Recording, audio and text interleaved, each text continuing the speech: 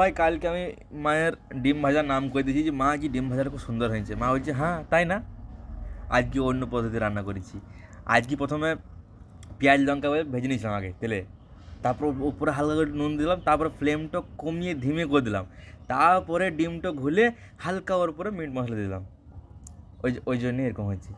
আর ভাই তারপরের দিনেই ভাই আমি বললাম যে মা আলু ভাজাটা ঠিক মতো হয় না, এবার কাঁচা কাঁচা লাগছে। বুঝি ওই তো ওই খেয়েই তুমি ঠিক আছিস, তুই তো জিভের বার কেনে রে। হ্যাঁ রে, অত জিভের তুই বার কেনে, এই দুটি তো ভাত খাবি তুই। হ্যাঁ, খেয়ে নিলে চুপচাপ। হ্যাঁ, একবার বাপটাকে দেখেছিস? হ্যাঁ, খেটে খেটে বুড়ো হয়ে গেল, কবে হাল ধরবি সংসারের? হ্যাঁ, চাকরি বাকরি কিছু খুঁজলি? হ্যাঁ, কবে সংসারে হাল ধরবি তুই? হ্যাঁ, বাপটা খেটে খেটে মরে গেল। ওই আমার বড় জায়ের বিটি নার্সিং করি 40,000 টাকা বেতন পেয়েছি, মা বাপকে পাইলছে। আর তুই কদিন খাবি?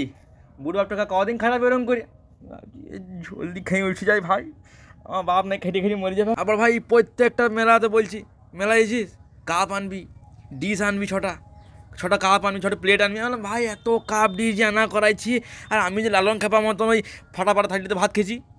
হ্যাঁ, ই কি কাপ ডিশ নাকি হাজার দই দিয়ে আসছি নাকি? হ্যাঁ,